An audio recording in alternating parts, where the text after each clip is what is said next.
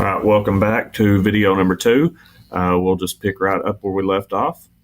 Makeup work. What you need to know here is it is your responsibility to get with your teacher if you have assignments that you have missed.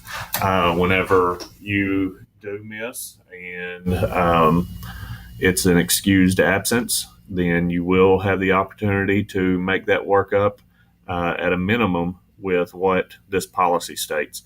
Your teachers, they may be gracious and give you more time to make things up and give you opportunities to make work later up in 9 weeks. But at a minimum, this is what we will follow. And if a teacher goes strictly from this policy, then that is what we will do. So make sure that you do understand that if you do not make your work up, you will get a 0. And if you get zeros, you get Fs. If you get Fs, you do not get credit. So you need to make sure that you are responsible and take care of your makeup work.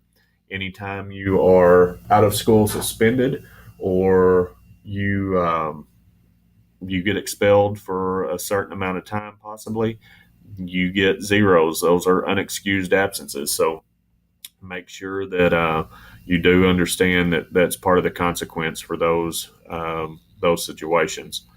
Tardies are when we do not show up to your teaching classroom, your assigned classroom at the time you're supposed to be there. So if you're late to class, then you will receive a tardy. We will go more in depth in the high school section on the consequences of that. This is a closed campus. That means you're required to stay here on campus once you arrive until you are dismissed. Again, you cannot leave for any reason without permission from administration or signing out through the office using that correct procedure. Again, in the office, Miss Tina Smith, she is our new secretary in the office. She's going to be great. 25 years of experience at Johnson Space Center in Houston, Texas, working with NASA. So we're excited to have her. You'll see at some points throughout this handbook where there'll be some blue links here. Those are, you click on them, it will take you, open up another window to take you to some more important information there.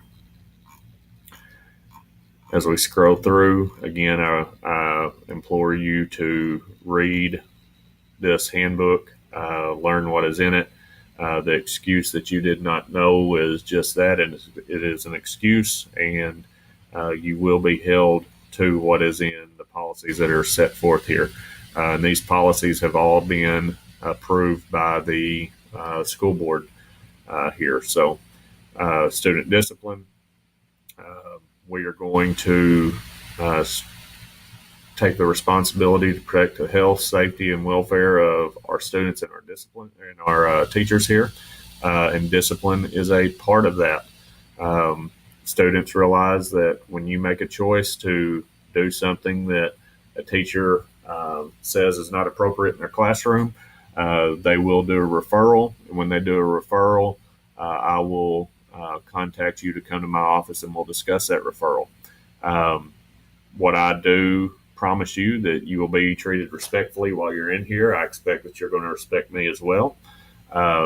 Understand that when we do make bad decisions, our goal is to figure out how to make a better decision next time. So please make sure that when you come in here, you're ready to work through the process of what happened. I will get your version of the story. I'll get the teacher's version of the story, and then I will be the one that decides what we're going to do about that. Once I reach a decision, I'll let you know what the consequence will be. If you choose or your parents choose that you're not going to accept the consequence that comes with your action, this section right here, this refusal to accept any discipline procedure, is what we will look to. Parents will be notified. You'll be allowed to go home with the parents' permission. You will be allowed to return to school anytime that you decide to receive the discipline procedure as it was originally stated. And upon returning to school, you must be accompanied by your parent or guardian. no classwork will be able to be made up because um, these absences are unexcused absences. So you will get zeros. Also, in the event that you decide to go home rather than accept your discipline consequences, those days will count towards your 5 and 10 day limit. So if you decide to stay home for enough days, you will lose credit in classes. So um, in the policy, some of these definitions here. This year we've added he is any person regardless of gender when referring to someone in an individual policy. So if it states that um, the word he is in it, that means male and female. So ladies, don't misunderstand that, thinking that you are not being held by these policies. Truancy is absence from school without your parents or school authorities' prior knowledge. Um, if you are absent from your assigned classroom or you're skipping class, that is called truancy, and we will handle that as policy states. Here are the different types of discipline that you could receive: verbal warnings, corporal punishment. Those are paddlings, and yes, those can still happen. Usually, we have that. I reserve that for the parents asking me to do that, and then I will consider it. Detention, in school suspension, out of school suspension, success, and then expulsion. Prohibited conduct. These are a list of 24 items that the state specifically says that cannot happen at schools. This year, they've added theft of another person's property. So these are all things that you will absolutely 100% be disciplined for if you are doing here on campus. Okay, bullying. This is something that students face every year. The important thing to know here is that if you feel like you are being bullied, number one, bullying is something that is not just a one-time thing. It's happening over and over. Someone is using their size, or they're trying to make you feel unsafe for that type of thing, but it is a persistent action that is demeaning you. So here's the definitions for bullying. But if we do not receive word that you're being bullied, we can't do anything about it. So I implore you, if you yourself feel like you're being bullied, or if you see someone who is being bullied, please, you must report that. You can report it to any adult in the building. Once it's reported by you, then we will make sure that we follow up on that, and it will be looked into. You can definitely go to your counselors. Come straight to me.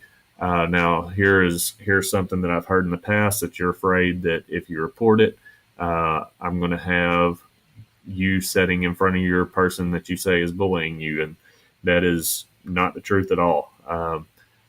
You will not be brought up.